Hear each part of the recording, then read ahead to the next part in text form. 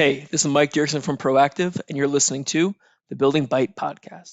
Tune in as we spotlight our guest, Ted Way, Senior Vice President at Gallagher. Our episode is focused on overcoming market challenges within builders risk. For more information on this episode and others, please check out the Building Bite at www.buildwithproactive.com.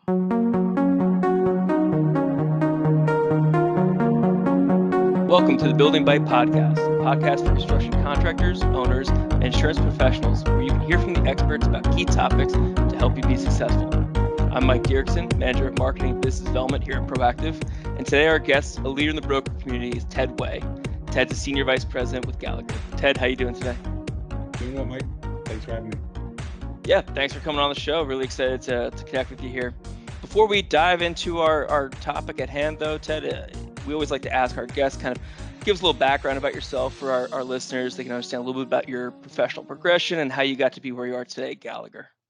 Sure. Started my career in insurance right out of college. I think like most of us, had a family member in the business. My dad had a regional brokerage. Did that for a couple years, realized I knew nothing about insurance. So went to Liberty Mutual through their underwriter training program and was an underwriter for Liberty Mutual for a long time. I moved over to Hanover Insurance as an underwriter there as well. And then joined Gallagher in our construction practice 6+ years ago, almost 7 years ago. That's where I am today. Very nice. Was there anything about the construction industry that drew you to it, or was were you always kind of in line with the construction industry there? Yeah, I mean, my background on the insurance side was heavily in property, and then also some level of construction while I was at Liberty Mutual on the casualty piece. Had done a lot of work with our construction group while I was on the insurer side. Was a great group of people at the right time to make the move, and could bring expertise, could bring value to the team. Yeah, excellent. Well, that serves a great segue to our conversation now, Ted, as you definitely bring some great expertise here. But the main topic of today's show is overcoming market challenges within builders risk. So previously, we had discussed several challenges that your clients are currently experiencing in the space. One thing in particular stood out to us was within builders risk, specifically with combustibles. Can you walk us through some of the challenges that you're seeing right now in the market and how you're looking to overcome those? Yeah, sure. I think anyone who's developing a wood frame product or a mass timber product has run into these challenges over the course of the last few years. If you go back in time 10 years ago, builders risk was pretty consistent. You plug a number, you forget it, you move on. There were plenty of markets, there was plenty of capacity. Over the last 5 years, particularly starting in 2019 and 2020, we had some really terrible loss years in the wood frame space. The 2020 was a record number of arson events. It seemed like a wood frame project was burning down every day, and the market kind of took some drastic corrective action that's continued to this day. Immediate knee-jerk reaction is the loss of capacity, increasing rates, and we've seen rates increase an exponential pace for the last few years. Right, if you go back and look at placements you were doing, in 2016, 2017, you're looking at 3 times, 4 times the rate today for a wood frame project of similar size. And then you also, you have capacity restrictions as well. There's not as many people doing it. There's not as much competition. There's an extreme focus on controls and insurer requirements. And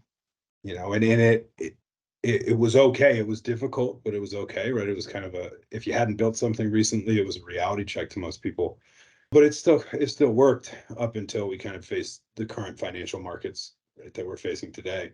So now the question that really gets pushed is, with so much pressure on the finances of a project to pencil, how do you work through, right, these increasing insurance costs, particularly on the builder's risk side, when you have interest rates where they are and financial markets where they are. So it's a challenge for most people.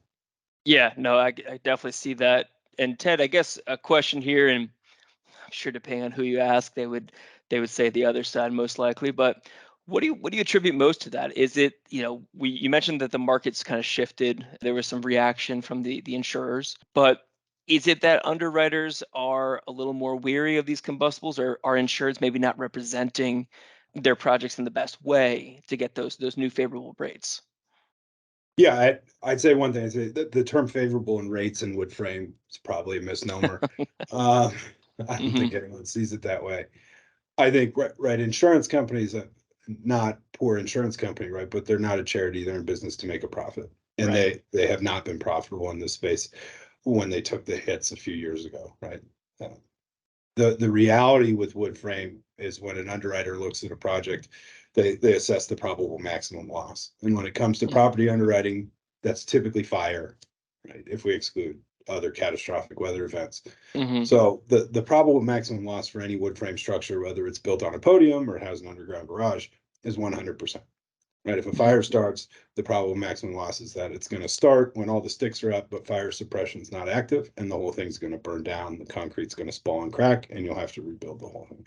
That's the reality. I think insurers became far more aware of that and got exposed to that and felt the Hmm. losses, and that resulted in right capital leaving and capacity being restricted because they weren't making money, so they deployed elsewhere.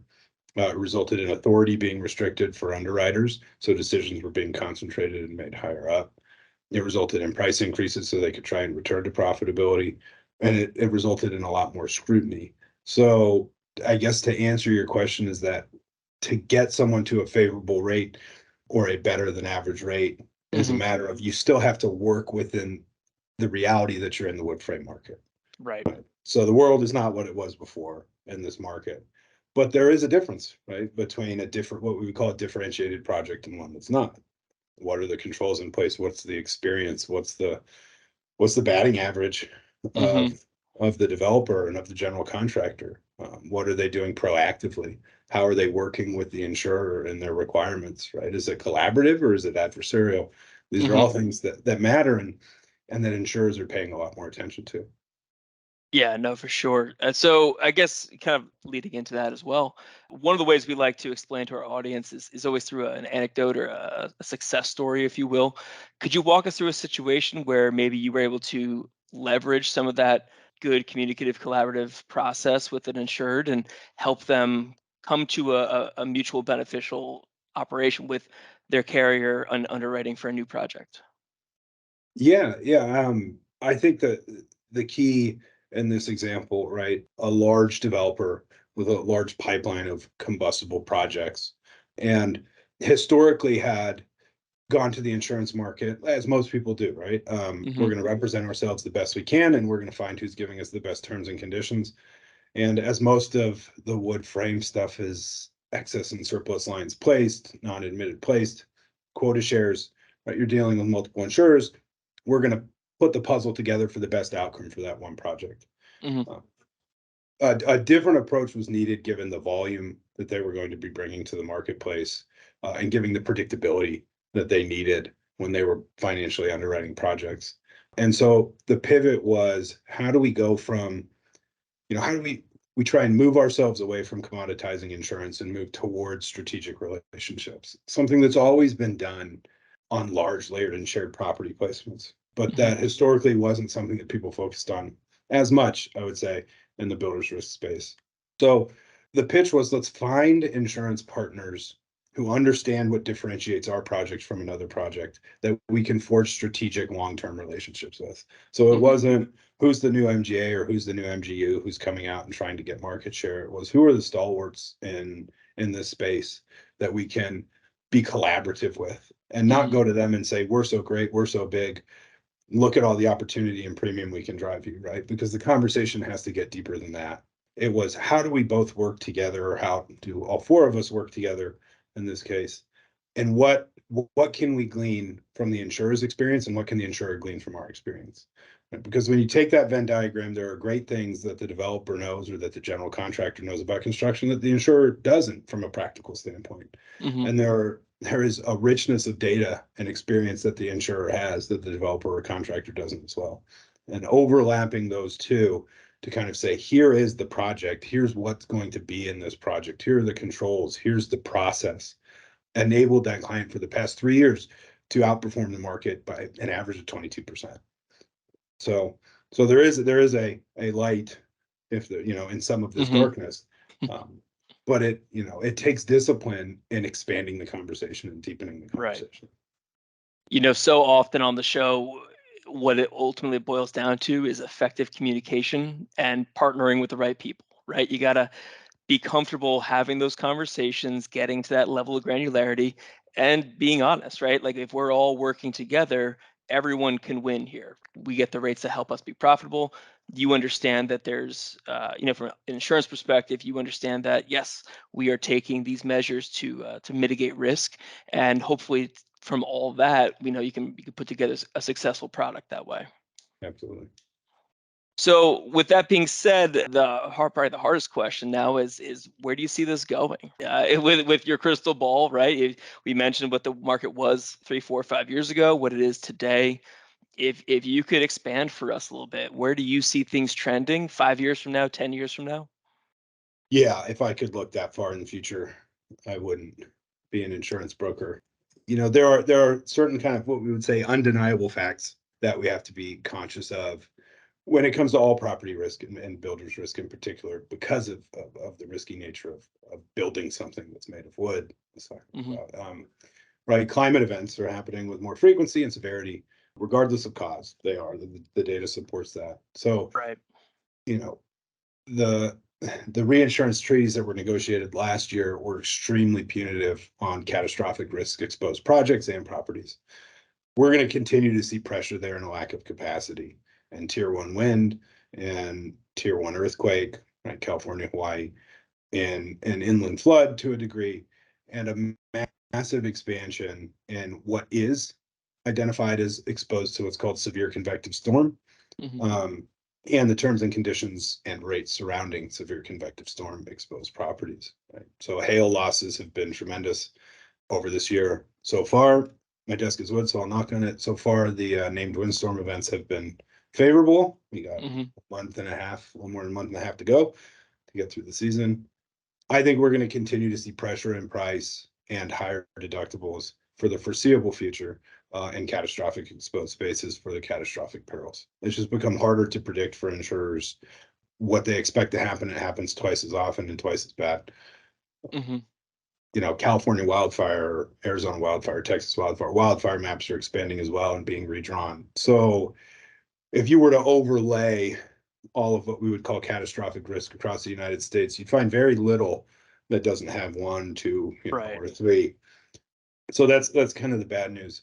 In terms of the any other peril risk, the fire risk, I think contractors and developers have gotten much better at controlling that risk with the Hmm. help of insurers and on their own accord, right? Whether that be using different materials, different debris removal techniques, particularly when it comes to site security and surveillance, and intrusion detection to eliminate the controllable risks, right? Which is Hmm. unauthorized intrusion of the site, being disciplined about fire watch, being disciplined about, as I said, debris removal, making sure your trash chutes are non-combustible or have sprinklers in them.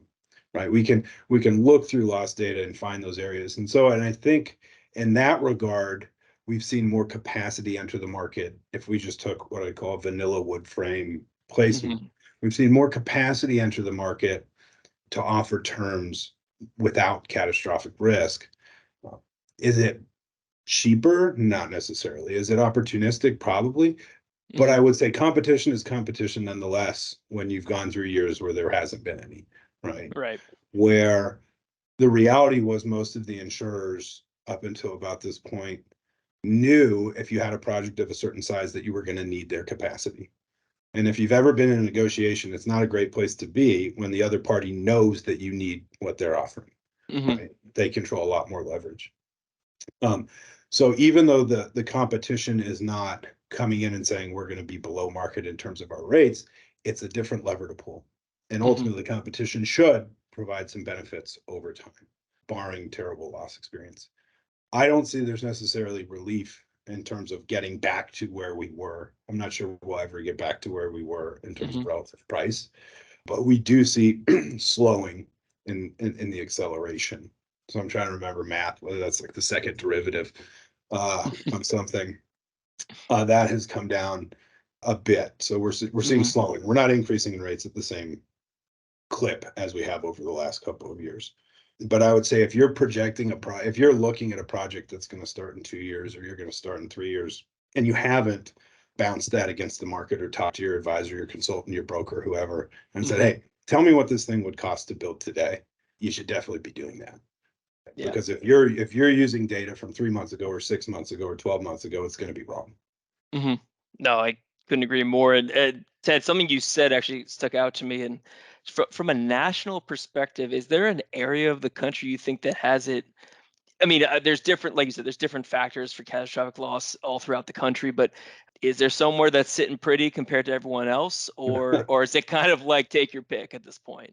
Well, if you choose, let's say, for instance, you're going to build in California. If you choose hmm not to insure earthquake and you're not in a wildfire exposed area, that's great, right? hmm You're not looking at any other catastrophic risk. So hmm we're not going to have hurricanes. Well, we shouldn't have hurricanes in California, or tornadoes, but you never know. So that in the case, picking out a random city that tends to fare pretty well, Ann Arbor, Michigan. There you go, hmm Wolverines. You can pocket that one. That one's pretty well insulated from what we would consider the traditional catastrophic risks. hmm Um, but it's anywhere can have a flood zone, right? So Right. I'm conscious of that. But it used to be certain parts of the Midwest were kind of preferential, and then the maps for severe convective storm expanded, hmm right? Tornadoes in Iowa and Chicago, and Right. all the way down to Texas, through Texas. So it's expanded. hmm Some areas in the Southwest, right, New Mexico, can be fairly resistant to being put into any catastrophic risk categories. But if it tends to be, if it's not wind and hail, it's tier 1, or it's earthquake, or it's hmm wildfire, it's flood. Um, and those are realities you can't get around, right? Those are kind of Right. fixed truths of where you're going to build. So rather than kind of trying to change it, which is something you can, it's really important that you're just aware of it and the impact it's going to have on your project, or the requirements that the insurers are going to put on your hmm project being in those areas. Yeah. Well, Ted, thank you so much for the discussion today. I mean, it's been great. One of the things we like to do with our audience, we like to leave them with 3 takeaways. So if you were listening to today's episode, what do you think the 3 takeaways should be from our conversation today? Yeah, definitely. The first one I would say is budget early, budget often, right? Don't let estimates you're holding in your development budget for insurance be stagnant, right? As hmm details change and emerge, continue to get those updated, so that your financial underwriting piece can continue and be as accurate as it can be, however far out you are from the project start. The second one would be precise in how you go about designing and right sizing your insurance program. Right, builder's risk is a factor of the size of your project and the number of days that you need coverage for. Right, it's total insurable value and it's number of days. That's what the rate's going to be multiplied against. hmm So understanding, when do you need to put coverage in force? How long do you need to have it in force? What happens if we buy an extra term, a longer term, to avoid extensions? Understanding all the factors that go into that, but making sure when you're looking at placing builder's risk coverage that you're being exact and that the data is accurate that you're using. That you're not starting the coverage too early, and that you're not stopping it too early or having it run too long. That can make a difference in serious dollars. hmm When some of these projects, you're talking about thousands and thousands of dollars a day for coverage. And then the third one is, we can look at the challenges we face in this market as challenge or opportunity. Right? hmm We can look at that insurers are making me do this and insurers are making me do that. And we can be part of that group and still successfully go procure insurance. Or as an organization, you can connect the project team and the risk management team and your preferred contractors and say, what are we going to do as a group to define this project to the marketplace, not just in terms of details, but in terms of what it means when we're going to build something. Are we going to be proactive in saying are we going to go to the insurance marketplace and say, these are the controls we're going to have? Or are we going to go to the insurance marketplace and say, what do you need us to do? That changing of the conversation with an insurer will yield much better outcomes, not just on an individual project, but over the long term. Yeah. And Ted, following that up, we also like to leave them with an action, right? So again, I've listened to this conversation today. Some of these things make a lot of sense to me. But if I'm a risk manager or I'm a developer and I want to take that first step, what's that first step you would recommend that they begin with? Yeah, I think it is getting your project teams and your risk management teams on the same page, right? Getting the development managers, the project managers, the risk managers on the same page when it comes to what's going to be required, what do we need to do, and how are we going to open up the flow of communication to make it timely and accurate, and set that as the expectation, because we're all moving, get us all rowing in the same direction. Like, far too often we can see information hoarded and not shared, and an open sharing of that information, understanding what it's going to be used for and how it's going to benefit everyone involved, will be beneficial to any organization looking to build something. Right. Developing a true partnership and collaborative approach is going to lead to a better result for everyone involved. Yeah. But that free flow of communication, that quick flow of communication, having everyone understand it's not an audit. It's not a rubber glove exam. The richness of information that you can provide to an insurer, by definition, eliminates uncertainty. And then every dollar that an insurer charges you, some portion of that dollar is related to what they don't know. And if we can eliminate what they don't know, then we take that out of the equation. Right. Well said.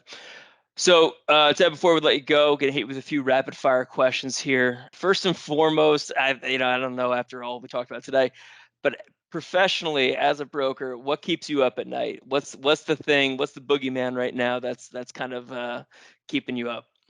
It's weather, right? Weather. It's weather and losses. You just never know. You see something and you go, was that my project? But we've seen it in the past, right? One loss can change the market. Right. So following one large loss last year, early last year, the market changed by about 20% overnight. So yeah, that keeps me up at night, right? Because if we go out with a number and then tomorrow something catastrophic happens, then we're going to have to be back to the drawing board. Right. Okay, so on happier note, then, on the flip side of that, what about the current market? What about your work at Gallagher gets you excited about your job right now? Yeah, I think what we do is solve problems, right? So solving problems, getting creative with solutions, getting something built, right? We love it when shovels go in the ground and the project goes underway. There's no better feeling than being a part of, a small part of the team that got that project off the ground. Yeah, I don't know a single person that's worked in some capacity on a construction project that every time they drive by that project, they don't, point out and say, "Oh, I worked on that." That was my project, right? Exactly. My dad works in the construction industry, and I could tell you we can't go anywhere in the greater New York area without oh, I worked on that when I first started, and this is what I did here. So. Yeah. Very good. Well, so this is the Building Bite, wrapping things up. That's building insurance technologies with the experts. We do release these at lunchtime. It's always a good time to get a bite, listen to the podcast. But I know you're in San Jose, so if you were going to get a bite today, what are you taking a bite out of, Ted? Oh, what I want to take a bite out of, right across the street, a La Victoria burrito with some of its famous orange sauce. That would be the one. So. Yeah, honestly, we only ask that question just so I get a good influx of places to go whenever I'm on the road. Now you need to know. Yeah. Now it's like, all right, I got a burrito place in San Jose. Well, Ted, thank you so much for joining us today. It's been really a pleasure to talk to you. If our listeners want to hook up with you, where can they find you? Yeah, just on LinkedIn. I think all the information's there. Ted Way. You see my bald head on some picture, wearing a suit and tie as opposed to a polo, but I had to for that picture. So. Understood. Well, Ted, thank you very much, and we'll hope to talk to you again soon. Thanks. Thank you for listening to The Building Bite. This podcast has been brought to you by Proactive. Check us out on thebuildingbite.com, where you can subscribe to our newsletter and follow us on social media for all future The Building Bite news and updates. You can also find us on your favorite apps, including Apple and Google Podcasts, Spotify, Stitcher, TuneIn, and Amazon. If you have ideas for episode topics that we should cover on the show, or you know somebody who would be a perfect guest, let us know at connect@thebuildingbite.com.